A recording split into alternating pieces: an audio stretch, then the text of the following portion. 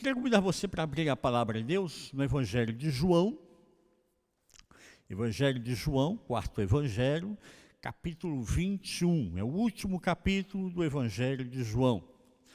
Evangelho de João, capítulo 21, Evangelho de João, capítulo 21, do versículo 1 em diante.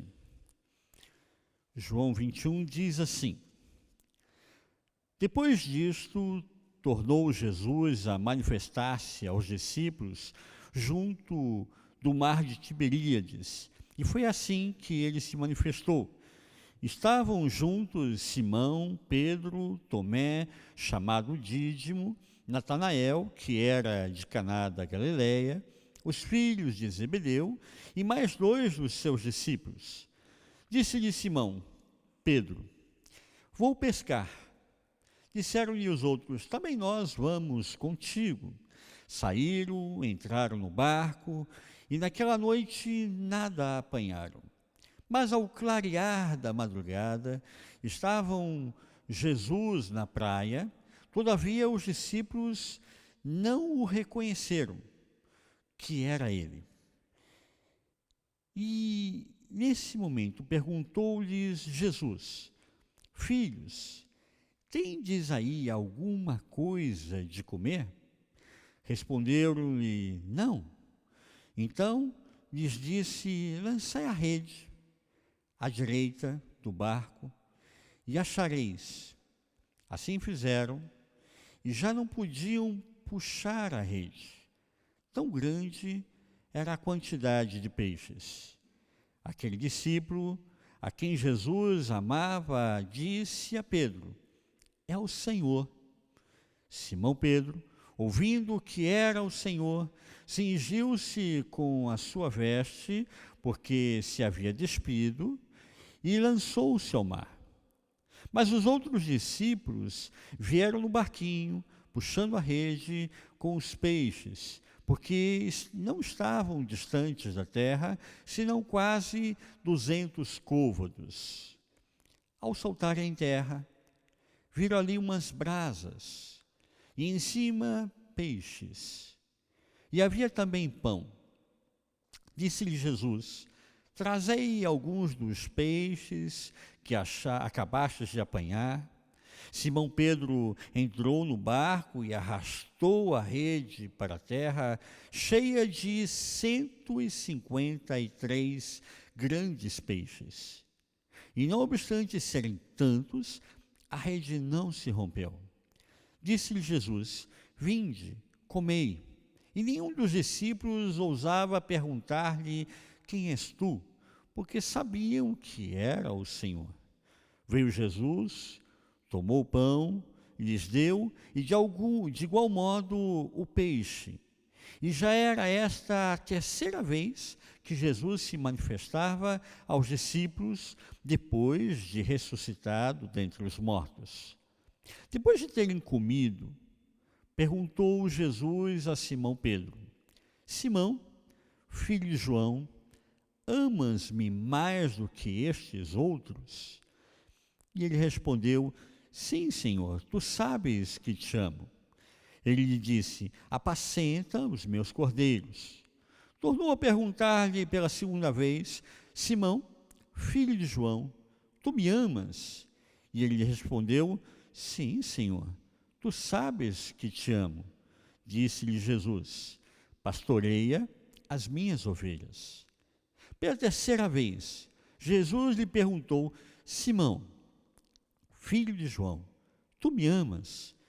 Pedro entristeceu-se porque, por ele ter feito e ter dito pela 3ª vez: Tu me amas? E respondeu-lhe: Senhor, tu sabes todas as coisas. Tu sabes que eu te amo. Jesus lhe disse: Apacenta as minhas ovelhas. Até aqui. Amém? Pai, nós abrimos aqui o nosso coração e pedimos diante do teu altar que falasse conosco, manifestasse a tua graça e a tua misericórdia a cada um de nós e nos renovasse de uma forma toda especial em Cristo Jesus. Declaramos, Pai, porque somos dependentes de Ti. Precisamos, ó Deus, da Tua ação, do mover do Teu Santo Espírito em nossas vidas. Pedimos agora que o Teu Espírito Santo tenha plena liberdade para falar a cada um de nós, para ministrar ao nosso coração, nos abrir o entendimento e a compreensão para a revelação da Tua vontade em nossas vidas, nos fortalecendo de uma forma sobrenatural em Cristo Jesus. Para o louvor do Teu nome, nós oramos e Te agradecemos. Amém. Amém. Esse texto é muito interessante de João, e ele vem trabalhando conosco já uma sequência daquilo que nós temos ouvido, dos encontros com o ressuscitado. Vimos já o encontro de Jesus com Maria Madalena, quebrando paradigmas, mostrando para nós o que é a nossa Páscoa. A Páscoa evangélica é diferente da Páscoa judaica, que é diferente da tradição católica, que é diferente de uma série de sentidos que é colocada hoje pelo comércio, né? E a gente acaba entendendo que Deus tem um propósito ao escolher a Páscoa para fazer esse processo tanto de a expiação quanto a ressurreição. A partir desse momento, nós vimos também o encontro de Jesus com o casal de discípulos, quando estão indo para Emaús, e ali a gente vê claramente Deus preocupado e interessado na família, no casal, no relacionamento conjugal, no relacionamento da família, para que esse projeto seja levado adiante. Também em outro momento nós vemos então Jesus entrando, portas fechadas, janelas fechadas, tudo trancado, e ele encontra com os 10 discípulos. Ali havia o medo. E ali Jesus então entra para trabalhar o medo legítimo, o medo ilegítimo, e a gente acaba descobrindo que o medo, e até certo momento, ele é bom. Ele pode ser interessante para mim e para você, para que eu e você não sejamos incoerentes, não sejamos alguém irresponsável, mas o medo como receio é bom, porque aí a gente começa a ter equilíbrio nas nossas atitudes e na nossa caminhada enquanto homem e mulher de Deus. Depois, então, em seguida, nós vimos o segundo encontro de Jesus agora com todos os apóstolos, os 11, e Tomé presente. Tomé que tinha reclamado, né, se eu não tocar nas feridas de Jesus, nas mãos de Jesus, no lado que ele foi perfurado, eu não vou acreditar, né? E aí nós vemos Jesus mais uma vez encontrando os discípulos, todos trancados de novo, portas fechadas, janelas fechadas. De novo, há um medo, há um receio, mas principalmente nós vemos Jesus então trabalhando a dúvida. Tomé é o pensamento do homem moderno, né, que tem dúvidas e ele gosta de ter, de alguma forma, coisas concretas para trabalhar também a sua espiritualidade. E aí, nesse momento, nós vemos agora um outro contexto. De novo, os apóstolos estão se encontrando com Jesus, mas já não estão mais trancafiados. Então, nós começamos a entender que nessa sequência já houveram transformações. Os medos já foram deixados de lado, as dúvidas também já foram vencidas, e agora estão no Mar da Galileia. No Mar da Galileia, um lugar lindo, maravilhoso, para quem já foi até Israel, mas eles não estão mais agora presos às 4 paredes. Eles saem para fora. E é o chamado de Deus para mim e para você como igreja, não ficarmos fechados entre 4 paredes, mas sairmos, irmos à frente, levarmos a nossa mensagem, levarmos aquilo que Cristo está falando ao nosso coração, testemunharmos do amor de Deus.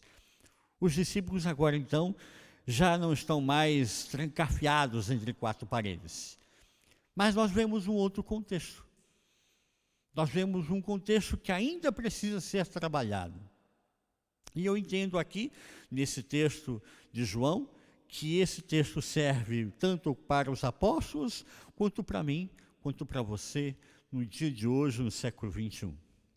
O versículo de número 3, que nós lemos logo no início, diz que eles estavam fora já, na mar da Galileia, e os discípulos estão reunidos, estão pensando o que nós vamos fazer, e Pedro então falou assim, eu vou pescar. Eu vou pescar, e os outros discípulos falam, eu também vou pescar. Então todos saem para pescar. Nesse contexto, há uma desorientação. Os apóstolos, apesar de já não estar mais presos às quatro paredes, nesse contexto, agora, a questão no Mar da Galileia, mostra que eles estão entediados, não sabem o que fazer. E há uma lógica nisso, porque Jesus era o norte deles. Jesus, por 3 anos e meio, era a razão deles. Para onde eles iam porque Jesus indicava. Nós vamos para cá e os apóstolos iam. Nós vamos agora para lá e os apóstolos iam. Agora nós vamos fazer isso, então os apóstolos vão fazer isso. Agora vamos fazer aquilo, então os apóstolos vão fazer aquilo. Né? E assim eles começam então, a seguir. Isso é o plano de Deus, para que eles também compreendessem o que é seguir a Jesus. Mas agora eles não têm mais Jesus. Jesus ressuscitou e agora? O que a gente vai fazer? Não sei, vamos ver o Faustão? Não vamos ver o Faustão, porque não tinha o Faustão. Vamos pensar o que a gente vai fazer, e eles estão pensando aqui, há um momento de falta de orientação, falta de um objetivo. Então Pedro, que é um líder, disse, eu vou pescar. E eles então, vamos pescar todos então, vamos juntos pescar. Mas é interessante aqui, porque nesse contexto de desorientação, eu vejo também um pressuposto aqui importante a gente entender. O desamparo. É o primeiro momento que os apóstolos saem das quatro paredes e vão começar uma vida, agora retomando a própria vida de cada um deles, mas não há o amparo do Jesus, que esteve ali durante 3 anos e meio, presente constantemente, a cada dia, a cada manhã, na vida dos apóstolos. E assim eu vejo também que isso serve para nós, porque muitas vezes nós também nos sentimos, em muitos momentos da nossa caminhada, da nossa rotina, também às vezes desorientados, às vezes também desamparados, e é um desafio para cada um de nós. É interessante porque nesse texto aqui, diz que eles saíram para pescar, mas o texto, o próprio versículo 3, diz que eles saíram e não apanharam nada. Imagino aqui a própria ação dos pescadores, né, porque são pescadores, estão acostumados a pescar, ou pelo menos estavam, né, antes de seguir a Jesus, de seguir um novo projeto, de seguir a Jesus por 3 anos e meio, estavam acostumados a pescar. Saíram, foram pescar e não pegaram nada. E interessante porque quando nós estamos desorientados, há um desamparo, há sempre uma tendência a nós voltarmos para o nosso lugar de conforto. O lugar de conforto é justamente voltarmos a velhos hábitos, voltarmos a velhos lugares que de alguma forma é um referencial para nós, e ali de alguma forma nós nos sentimos seguros novamente, porque por anos eles foram pescadores. Então uma lógica é voltemos a pescar, e isso é uma coisa natural para nós. Mas eles saíram e não apanharam nada. E nesse momento, versículo 4, Jesus está na praia. Jesus aparece na praia, mas eles não identificam que é Jesus. E agora, né, já não há muito mais desculpas para dizer que eles não vão identificar que é Jesus que ressuscitou, porque já tiveram outros encontros com Jesus ressurreto. Mas mesmo assim, eles não identificam que é Jesus. E eu entendo aqui que isso é um pouco do fruto da falta da atenção, falta da orientação, do desamparo nesse contexto. Nesse momento a gente quer fazer várias coisas ao mesmo tempo, mas não presta muito bem atenção ao que está acontecendo diante de nós. Então estão diante de Jesus novamente, mas não estão identificando que é Jesus novamente, é o ressurreto diante deles. Então a gente aprende que voltarmos a velhos hábitos pode trazer, ao invés de lugar de conforto, pode gerar mais frustração, mais desamparo, mais desorientação e mais dificuldade de realmente discernir a realidade que está diante de nós. É interessante porque nesse momento Jesus pergunta para eles: vocês têm algo para comer?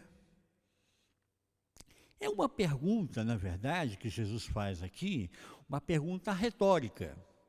Sabe o que é uma pergunta retórica? A pergunta retórica é aquela que a criança está muito quieta e aí a mãe, né, já faz: meu filho, o que você está fazendo? Ela já sabe que ele está aprontando alguma coisa errada, ele já está fazendo alguma coisa. Criança parada, sem fazer barulho, está fazendo alguma coisa errada, que não quer que o pai saiba, né? Então ela faz a pergunta, mas é uma pergunta retórica, ela sabe o que vai acontecer, né? É a mulher que está esperando o marido chegar de madrugada, o marido chega na ponta do pé, com o sapato na mão, né? Aí quando ele vai, né, ver a fechadura lá, demora, aí ela abre a porta: você bebeu hoje? Ele: não, imagina, não, eu não, não. Mas ele bebeu, ela já sabe a resposta, né? Só que as perguntas que você vai fazer para a pessoa, mas você já sabe a resposta. Jesus pergunta para os apóstolos: vocês têm algo que comer? Mas ele sabe que os apóstolos não pegaram nada. Ele sabe que os apóstolos não conseguiram pescar nada. Que aquele, né, entre aspas, lugar de conforto, que eles como pescadores iam de alguma forma se realizar, já não tem mais o mesmo sentido. Então eles falam: não pegamos nada, não temos peixe. E ele fala assim: então lança a rede à sua direita e você vai pegar os peixes. E eles lançam a rede, e aí é o contrassenso da lógica, porque diz que eles estavam a 200 estádios. Isso é 90 metros da praia. Quem já pescou, né, já sabe que perto da praia você não pega peixe, né? Não tem como, né? Está do ladinho ali, não vai pegar peixe, mas ele lança porque ouviu a fala, ele, desencargo de consciência, lança a rede, e eram tantos peixes que eles quase não conseguem puxar a rede, de tantos peixes que haviam. E aí, nesse momento, nós vemos o clique. Muitas vezes eu e você voltamos para o lugar de conforto, porque o que nós estamos, na verdade, desejando? Que nós tenhamos subsistência, que não falte o pão, não falte alimento, que a gente possa pagar as faturas no final do mês, né? Então, isso é um lugar de conforto. E muitas vezes, no contrassenso da história, Jesus vai dar o toque para mim, para você: olha, eu tenho provisão para você. Lança a rede do lado direito que você vai conquistar. É um desafio que lança Jesus para os pescadores. Eles aceitam, a rede está repleta de peixes, e aí neste momento, é neste momento que João, o autor do Evangelho, dá o clique e fala assim: eu já vi essa história, eu já vi isso acontecer. É Jesus, é a pesca maravilhosa. Já vi isso acontecer outras vezes. É Jesus que está na praia. E ele dá o toque para Pedro. Imagina ele falando para Pedro: Pedro, é Jesus que está na praia. Foi ele que mandou a gente jogar a rede. E ele então sai, o arrojo de Pedro, né? Eu não posso esperar o barco chegar na praia. Eu vou agora, né? Acho que ele quase pensa: vou andando sobre as águas, né? Vou sair daqui, né? Ou eu vou a nado, alguma coisa vai acontecer, eu vou chegar lá, né? E ele sai no arrojo, veste a capa e sai. E os outros pescadores, então, levam o barco até a areia, arrastam a rede. E aí nós vemos, então, que Jesus já está na praia. E, para nossa surpresa, como a gente entende que era uma pergunta retórica de Jesus? Eles chegam na areia e encontram Jesus como? Como a gente lê o texto? Jesus já tinha uma fogueira acesa já tinha peixes e já tinha pão. Jesus faz aquela pergunta, mas ele sabe que ele já tinha tudo preparado. E assim também há aqui, eu entendo, uma perspicácia no texto de nos ensinar que muitas vezes nós estamos angustiados, diríamos o texto de Mateus, né? Ansiosos pelo dia de amanhã, quando Deus já tem a provisão para mim e para você. Jesus não pergunta para ele sobre peixes porque ele queria comer. Seria a lógica nossa, né? Jesus está perguntando porque ele queria comer. Não, Jesus já tinha pão, já tinha peixe, já está tudo assadinho. Imagina que eles chegaram e falaram, estão chegando atrasados, já está, quase que queimou o peixe aqui. Senta aqui, vamos comer, né? Está com fome? E eles, então, estou, né? A noite toda tentei pescar, não deu nada. E assim eu entendo que muitas vezes Deus está trabalhando comigo e com você justamente nessa questão material, porque muitas vezes nós estamos encarcerados, né, nessas questões materiais, na questão do alimento, na questão daquilo que eu vou fazer amanhã, as ansiedades. E Jesus está trabalhando então de novo aqui com eles a desorientação, o desamparo, a ansiedade, a frustração, porque eles passaram a noite inteira tentando pescar e não pescaram nada. Eu vejo nesse encontro com o ressuscitado, então, que Jesus está trabalhando justamente essas questões com os apóstolos e conosco também, porque esse texto serve para mim e para você. Mas aí no versículo 7 tem uma coisa que me chamou a atenção. Jesus pergunta para eles, vocês têm peixes aí, né? Traz aqui. Traz algo aqui. Jesus está trabalhando realmente sobre as frustrações, as dificuldades dos pescadores. Os pescadores passaram a noite toda sem pegar nada. Você lembra de algum texto que fala sobre isso? O choro pode durar uma noite inteira, mas a alegria vem pela manhã. É Jesus pela manhã que diz, vem cá, vamos comer peixe junto, vamos comer pão. Você está preocupado com isso? Eu tenho a provisão. Eu sou a provisão na sua vida. E aí nesse momento ele fala assim, traz algum desses peixes aí. Aqui é uma questão interessante para nós. Jesus já tinha pães, já tinha peixes assando. Se fosse pouco, Jesus já tinha feito a multiplicação dos pães e dos peixes multiplicados. Por que ele fala para os pescadores, então, trazer alguns peixes nesse momento que eles acabaram de pescar? Para que nós entendamos que muitas dessas frustrações, muitas vezes dessas experiências amargas e ruins que nós temos, da nossa ansiedade, vão servir para o nosso benefício. Vou repetir a história. Muitas dessas frustrações, muitas dessas experiências amargas que nós temos, vão servir, ao meu ver, de bênção para cada um de nós. Deus tem um projeto para cada um de nós, mas esse projeto não está alienado de uma realidade, está dentro de um contexto. E muitas vezes esse contexto de frustração, de desamparo, de alguma forma de desorientação, isso também vai, de alguma forma, levar-nos a crescer e a entender também e aprendermos, eu diria aqui, amadurecermos enquanto pessoa, enquanto família, enquanto igreja, enquanto povo de Deus, enquanto uma vida profissional, crescermos em todos os aspectos. Jesus já tinha tudo preparado para eles, mas queria que eles entendessem isso. E aí tem um segundo elemento interessante aqui.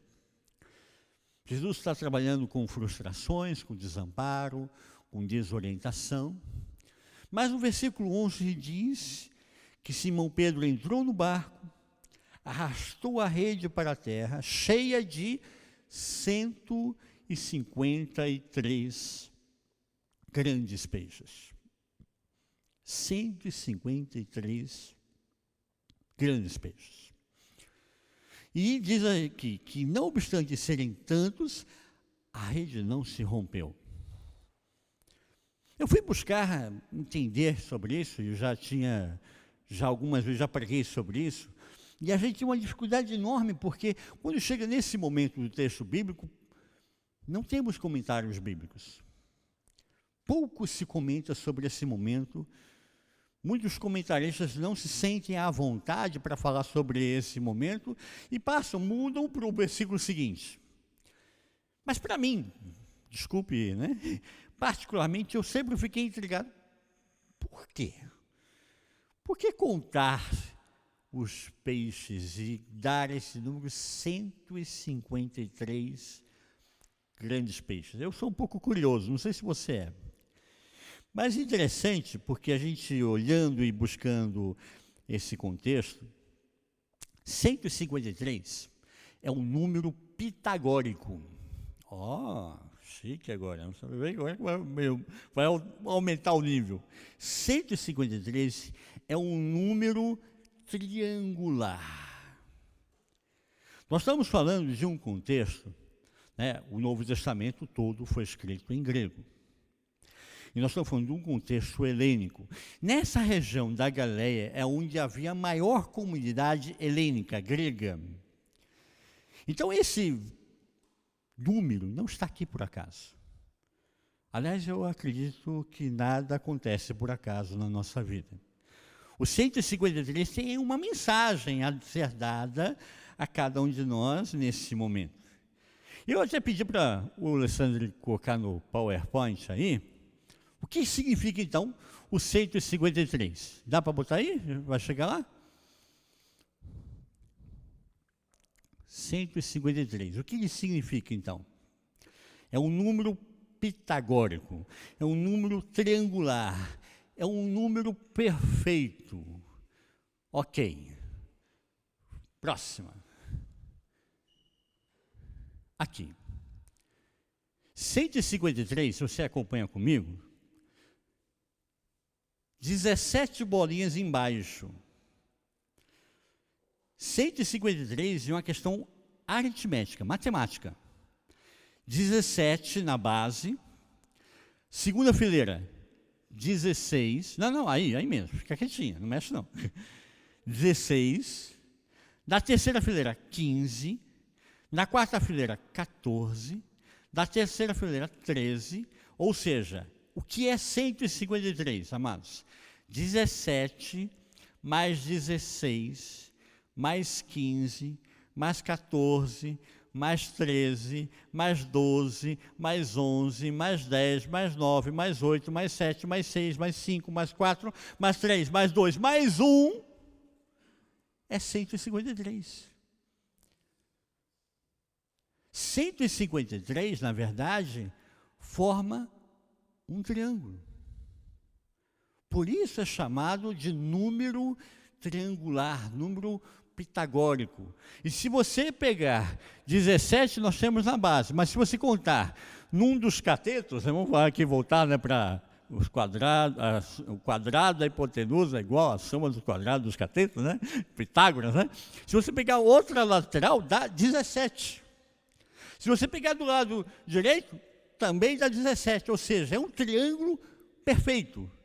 Qualquer um dos lados que você somar, dá 17.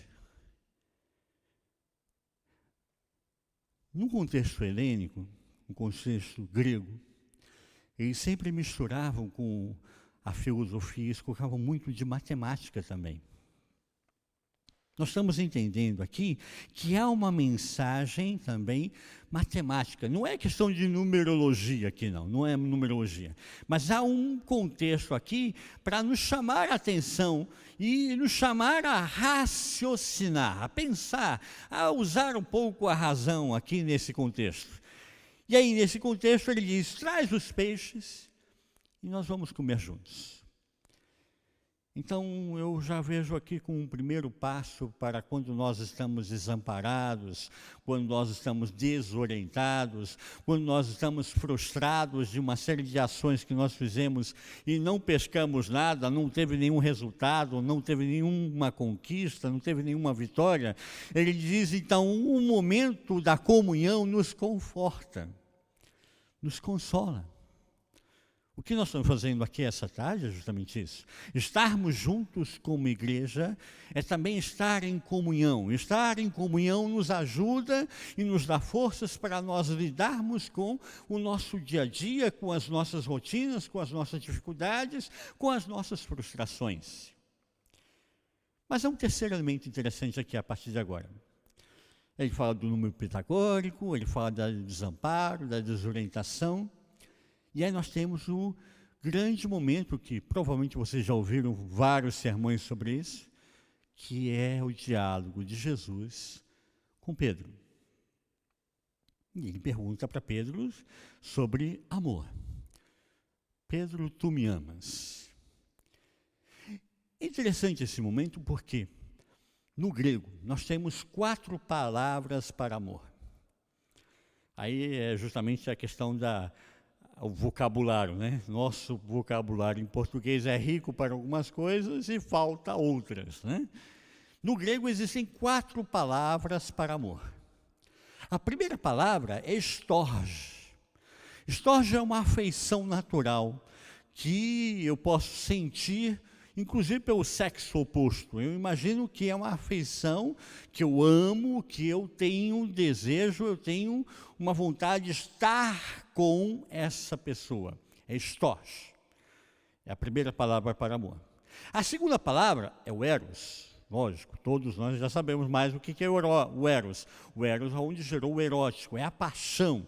É aquela coisa do amor de um homem para uma mulher que se apaixonou, e aquela coisa assim incandescente, e ele não enxerga os defeitos dela, e ela não enxerga os defeitos dele, e é só paixão.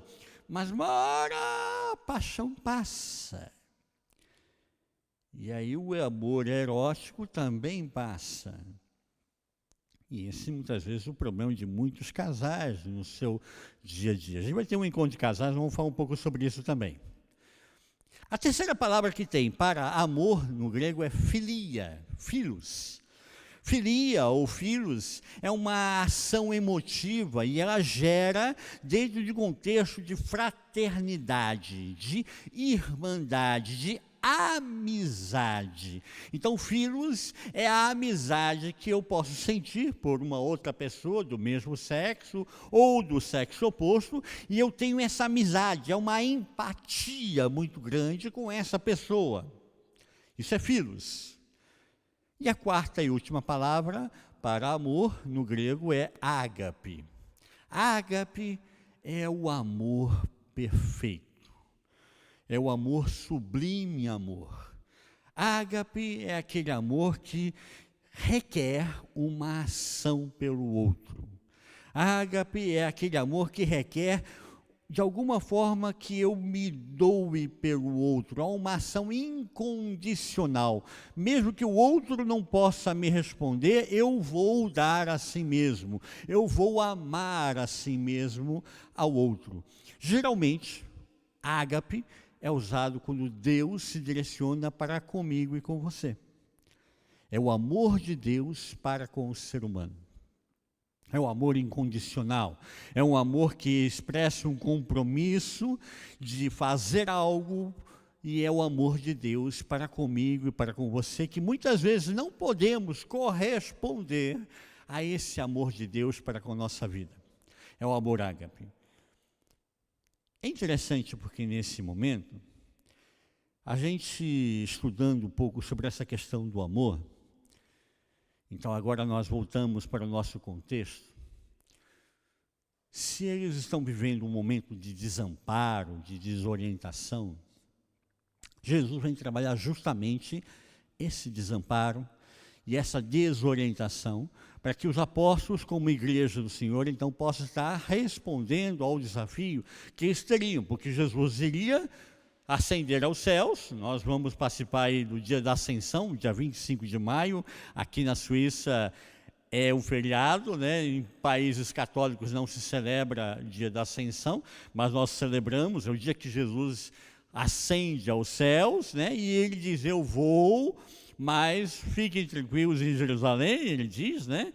Até que do alto sejais revestidos, eu vou enviar outro Consolador e vou trabalhar isso com vocês. Quando a gente pensa nesse contexto, então, agora trazendo para a nossa capacidade aqui de racionalizar as coisas, a psicologia, ela trabalha o amor como sendo um desamparo. Na verdade, pela psicologia, há um teórico interessante, muito importante de ler sobre ele, Flávio Gikovati. Flávio Gikovati está vivo, é um retórico na área da psicologia, uma pessoa que tem uma capacidade interessante de expressar e fazer a gente entender vários conceitos da psicologia. E ele vai buscar isso, na verdade, em Schopenhauer, mas aí, lógico, ler Schopenhauer é mais pesado, né? Mas a gente pode ler Flávio Gikovati, que é muito bom também. E ele, então, Flávio Gikovati, ele fala sobre o amor. O amor, na verdade, ele diz, nasce ainda no ventre materno. O amor é, na verdade, aquele sentimento que nasce ainda no primeiro momento da nossa vida, ainda intrauterino. Naquele momento intrauterino, nós pensamos aqui numa condição ideal, né? Que nem sempre essa condição acontece. Então, no ventre materno, hoje das mães, eu queria falar um pouco sobre isso, né? No ventre materno, nós estamos numa condição ideal ainda. Então, tecnicamente, a mãe, né, gosta de mim, de você, que estamos no ventre materno. Tecnicamente, nós estamos protegidos. Tecnicamente, nós estamos aquecidos. Tecnicamente, nós estamos sendo alimentados. Tecnicamente, nós estamos sendo amados. Tecnicamente, nós estamos sendo aparados. Então, não há medos, não há inseguranças, não há frio, não há fome, não há sede, não há desamparo no ventre materno. Quando nós nascemos, aí que começam os problemas, né? Nasceu, começou o problema. E é interessante porque aí, a partir de então, começam a surgir os primeiros problemas. Nasce, aí eu vou sentir fome, eu vou sentir sede, eu vou sentir frio, eu vou me sentir inseguro. E aí, o que eu tenho como primeira figura para me trazer conforto e saciar esse desamparo? A figura materna, a mãe. A mãe é aquela que vai amamentar e vai saciar a fome. A mãe é aquela que vai dar alguma coisa e vai saciar a sede. A mãe é aquela que vai dar o colo, vai dar o peito, vai dar o calor humano, vai amparar a criança não vai mais se sentir com medo, não vai mais se sentir insegura, ela não vai mais se sentir solitária, não vai mais se sentir desamparada. Então a mãe passa a ser esse primeiro referencial desse ser, dessa criança que acabou de nascer e até o primeiro ano de vida, os primeiros momentos, a mãe é esse referencial. E é interessante a gente entender nesse processo que então Flávio Gikovati vai falar que o amor é um prazer negativo e a amizade é um prazer positivo. O que isso quer dizer? O amor, na verdade, ele é como aquela carência que é suprida. Então, como a fome, eu tenho fome, tenho uma sensação de desconforto, e aí, então eu como e sacio a minha fome, então some essa sensação de desconforto. É como se eu estivesse doente. Se eu estou doente, então a doença é o desconforto, eu tenho uma sensação de desconforto por causa da doença, então eu tomo remédio, eu sou curado, então some essa sensação de desconforto. Ele diz que amor é isso. É a psicologia falando, né? Estamos aí trabalhando na psicologia. Ele diz que, na verdade, esse amor é para suprir uma falta. Então, nós sentimos esse amor E aí ele começa então a falar sobre o amor de um cônjuge. É bem um pouco isso, né? Que eu sinto falta do outro e o outro vai me suprir de alguma forma, e eu preciso que o outro me supra de alguma forma. Então esse, diria eu, seria o amor storge, que é a afeição natural, que eu preciso ser saciado de alguma forma e amparado e ter de novo uma zona de conforto. Esse seria o amor storge. E quando eu estou sentindo uma sensação de desconforto, eu preciso, de alguma forma, ser abraçado. Então a criança, ela pede um abraço. A criança, ela pede o abraço da mãe. Depois nós podemos pensar mais tarde da figura paterna. Melanie Klein vai falar depois sobre a paternidade, pai ausente e pai presente, né? Isso já é mais tarde, isso é com 7, 9 anos de idade. Então, a criança começa então a ter o referencial da figura paterna como aquele que me dá conforto, que me dá segurança, que traz a comida para casa e algumas coisas mais ou menos nesse sentido. Então, nós teríamos na figura paterna, né, aquele que gera e me traz segurança, e na figura materna, aquela que me traz carinho, que me traz, de alguma forma, outra forma de segurança. Mas interessante aqui, porque nesse momento dos 7 aos 9 anos, é o momento que a criança, quem tem filhos sabe o que eu estou falando, ela começa a perguntar, né, de onde eu vim, por que eu estou aqui, quanto tempo eu vou ficar, como é que eu nasci. E aí vem aquelas perguntas de criança que às vezes papai e mamãe ficam assim desesperados, você fala, ai meu Deus, como é que eu respondo isso? Né? E agora como é que eu vou resultar? Que resultado vai sair disso? Né? Tem uma brincadeirinha, tem uma piadinha que a gente conta em encontro de casais, né? Que chega a criança e está aquele almoço com a família toda, né? Tá papai, mamãe, primo, tia, né? Tudo, né? Aí chega a criança, né? E fala assim, papai, o que é virgem? Aí o pai, né? Ai, Jesus, agora o que eu falo? Ele chama a mulher, mulher, vem cá, vem me ajudar aqui. Não, resolve aí, homem, resolve você aí. Aí ele, virgem, mas virgem. Então ele começa a gaguejar e começa a falar o que é virgem, né? E tal. Aí chega um momento da história ele fala assim, chama a mulher. Aí vem a mulher, aí a mulher tem que ajudar também, né? Explica aí para esse menino aí, o que é virgem, né? Aí a mãe fica tentando explicar o que é virgem e tal. E quando já passou 40 minutos eles tentando explicar o que é virgem, aí a mãe pergunta, fala assim, mas aonde você tirou essa, aonde você viu isso virgem? Não, é que eu vi no mercado lá, azeite virgem. Eu quero saber o que é virgem. Muitas vezes nós estamos nessas situações que a gente não sabe dar respostas, porque nós temos dificuldade, muitas vezes, de entender até mesmo os conceitos e traduzi-los. E, às vezes, a criança faz uma pergunta tão simples, e a gente está indo lá um contexto filosófico, psicológico, e chama Sócrates, quem mais para tentar ajudar? E a coisa era simples, era tão fácil. Eu olho para esse texto, eu vejo mais ou menos esse contexto. Jesus vem encontrar-se com os apóstolos porque estão desamparados, porque estão desorientados, porque estão carentes de amor, porque há aqui uma fragilidade do amor. E aí eu começo a entender esse contexto, né, da psicologia, que o amor é um prazer negativo. Eles estão precisando serem supridos. E a psicologia fala que se o amor é um prazer negativo, a amizade é um prazer positivo. Porque na amizade eu não preciso que o outro me supra. É meu amigo. Entre amigos a gente não cobra o outro amigo, né? Fazem 4 anos que eu não te vejo, eu não cobro ele. Quando eu vejo, eu ponho o papo em dia. Eu ponho a fofoca em dia, né? Quanto tempo, tem muita coisa para conversar, senta aqui, vamos conversar. E a gente trata como se tivesse parado o assunto, né, ontem, né, e passou 4 anos. Né, não, e aí começa tudo de novo, conta tudo, a nossa história, e não há cobranças.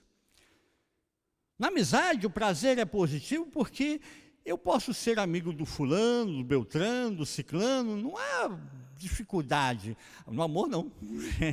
Se eu fosse trabalhar a questão do amor com várias pessoas, isso ou é adultério ou é poligamia, né? E a amizade, não há cobranças. Eu não vou te cobrar porque que você não falou comigo durante 4 anos. Você teve as suas razões, eu também tive as minhas, e ponto. Então, nesse contexto, a amizade, na verdade, é um chamado aqui a entendermos a nossa realidade. E agora, nesse contexto, é que eu volto ao texto, versículo 15, Jesus conversando com Pedro. É interessante, hoje em dia, há como você olhar na internet, há textos interlineares.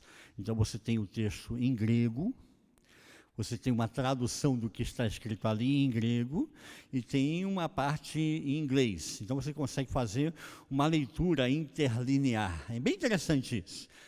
E aí, quando você vai buscar esse momento, no momento que Jesus está perguntando para Pedro, ele vira no versículo 15, ele pergunta para Pedro em grego, agapes me.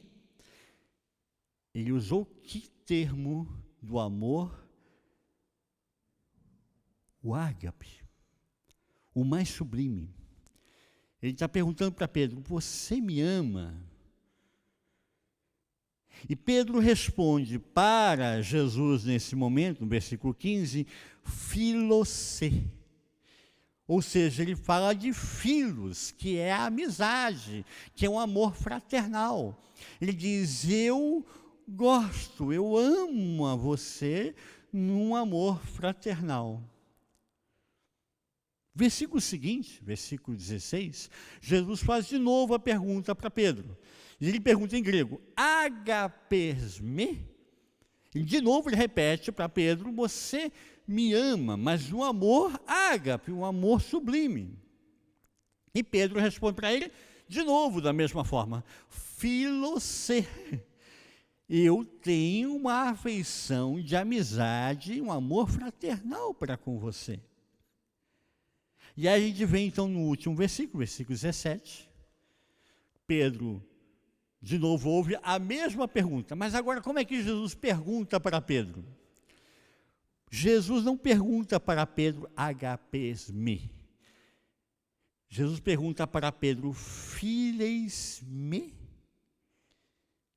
Você tem um sentimento de amizade para comigo, Pedro? E Pedro responde, filosê, eu tenho um sentimento de amizade para contigo. E eu achei esse texto muito interessante. Eu mesmo estou compartilhando com vocês uma coisa que me chamou muito a atenção. Eu acho que o texto bíblico primeiro fala conosco, com o pregador, depois vai falar com a comunidade. Eu mesmo fiquei muito intrigado sobre esse texto. E é interessante, então, porque nesse momento Jesus está falando de suprir um desamparo, suprir uma necessidade, e ele está fazendo aqui uma mudança de paradigma, uma mudança de sentimentos. Se eu já vi muitos comentaristas falando que, na verdade, Jesus haveria perguntado para Pedro se ele me ama, e como Pedro não tinha capacidade de amar a Jesus realmente, então Jesus abaixa o tom, abaixa o nível e diz, você gosta de mim, Pedro? Mas não é isso que está escrito aqui. Porque se a gente também percebe no texto, diz que o momento todo Jesus está chamando a Pedro de Simão, Pedro, filho de João, você me ama? Jesus está chamando a Pedro, não pelo nome de Pedro, como ele caminhou com Jesus por 3 anos e meio, mas está chamando a Pedro pelo nome que ele tinha antes de caminhar com Jesus por 3 anos e meio. Jesus, antes de chamar Pedro, porque Jesus muda o nome de Pedro, já não mais se chamará Simão, mas chamarás Pedro. Por que Jesus faz essa pergunta para Pedro dessa forma? Porque Jesus sabe de onde Pedro veio. Sabe a origem de onde veio Pedro. E conhece as fragilidades, as dificuldades, as frustrações de Pedro. Se ele conhece a Pedro e chama não mais a Pedro, Pedro, tu me amas? Ele não diz, ele diz, Simão Pedro, filho de João. Ele está dizendo uma origem. Eu conheço você, conheço seus pais, conheço a sua história, conheço as suas dúvidas, conheço as suas dificuldades, conheço os seus problemas, conheço o seu contexto familiar, conheço a sua família, a sua linguagem, a história, todo o contexto, conheço. Se Jesus conhece todo o contexto de Simão, ele não iria pedir algo que seria praticamente impossível para mim e para você, como ser humano, amar a Jesus ágape. Porque ágape é um amor muito sublime, é uma instância que eu e você, como ser humano, não alcançamos. Nós amamos a pessoa nesse sentimento que fala a psicologia, porque ela vai me trazer um amparo, ela vai me trazer segurança, vai me trazer conforto, vai me aquecer, vai me alimentar. Eu vou ganhar algo com isso, eu vou ser suprido de alguma forma. E o HP não tem esse pressuposto de que eu tenha que ser suprido para amar. Eu amo e o amor incondicional. Então Jesus não iria cobrar de Pedro aquilo que ele não pode dar. E eu vejo aqui então que Jesus faz essa pergunta, não somente para Pedro, mas para mim, para você. E ele não vai cobrar de mim, de você, aquilo que eu não posso dar, aquilo que você não pode dar. E aí quando eu começo a entender aqui, o que Jesus está perguntando então para Pedro? Jesus está propondo a Pedro, Pedro, você quer ser amigo de Deus? Você quer ser meu amigo? Filose? Você quer ser meu amigo? E aí quando eu começo a entender esse contexto, eu começo a entender todo o contexto dessa passagem do encontro do ressuscitado na praia. Eu começo a entender que não há diminuição, mas há uma proposta, um objetivo, que eu e você cresçamos em Cristo Jesus. Eu começo a entender até o 153. Volta de novo a imagem lá do 153. O que isso significa então? O que são esses 153? Que então, na sua base, nós temos 17 bolinhas, na segunda coluna 16, na terceira 15, na quarta 14, e assim por diante, até chegarmos a um triângulo. Jesus está falando para nós de pirâmide aqui? Não. Jesus quer nos ensinar sobre teorema de Pitágoras aqui? Não. Jesus queria ensinar uma mensagem secreta aqui de geometria, Isaías. Não, não. O que Jesus quer ensinar aqui para mim e para você, na verdade? Eu posso entender nesse momento que Jesus vem para trabalhar com o meu desamparo e o seu desamparo. E Ele quer suprir esse desamparo na minha vida e na sua vida. Por isso Ele vem até os apóstolos na praia. Ele quer trazer uma provisão afetiva para mim e para você. Por isso Ele pergunta para Pedro, Pedro, você me ama? Mas eu sei que você não vai conseguir me amar como eu estou falando para você. Mas você quer ser meu amigo, pelo menos?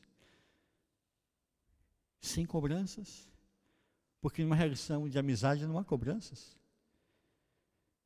Quando ele dá o peixe, ele dá uma provisão material. Ele diz, eu tenho, da minha parte, como seu amigo, eu tenho a provisão material para você. Venha e participe dessa amizade. Venha participar e ser meu amigo.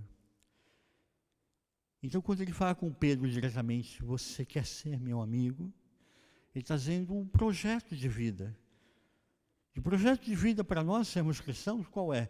É sermos amigos de Deus. Termos uma mudança de mentalidade e agora eu vou ter uma nova vida, um novo estilo de vida. Eu quero ser amigo de Deus. Então ele está trazendo para mim e para você aqui um objetivo de vida. E aí, por último, o que são os 153, então? Muda agora aí. Se nós invertermos o triângulo, o que Jesus está falando na verdade? 1, mais 2, mais 3, mais 4, mais 5, mais 6, mais 7, mais 8, mais 9, mais 10, mais 11, mais 12, mais 13, mais 14, mais 16, 17, dá 153. O que Jesus está falando na verdade é, você quer ser meu amigo? Vai retirar mais 1. Traz mais 2 para serem amigos de Deus. Traz mais 3. Traz mais 4. Traz mais 5 pessoas. Traz mais 6 para serem amigos de Deus. Traz mais 7. Traz mais 8. Traz mais 9. E vamos ser todos amigos de Deus. Ele está falando aqui de um processo de crescimento natural, saudável, um processo evangelístico. E qual é o projeto evangelístico? Sermos amigos de Deus. Jesus fez essa proposta para Pedro, porque ele queria que Pedro fosse amigo de Deus, não ficasse preso às 4 paredes, saísse das 4 paredes, vencesse os medos, vencesse as dúvidas, e agora vencesse o desamparo, porque eu e você não estamos mais desamparados. O nosso Deus é onipresente. Aonde eu e você estivermos, Deus está conosco. Deus está comigo e com você. E Ele não nos desampara. Portanto, eu queria que você, nesse momento, pensasse sobre isso que eu estou te falando. E termos um momento de oração. Entendermos, Jesus está fazendo um convite para você hoje. Você quer ser amigo de Deus? Você quer participar desse projeto? Então venha estar comigo. Vamos estar juntos. Vamos comer peixe assado na brasa, com pãozinho quentinho, assado na hora, aquela manteiguinha gostosa. Vamos estar juntos, vamos ter um momento de comunhão, vamos ser amigos de Deus. Esse é o projeto. Você quer ser amigo de Deus?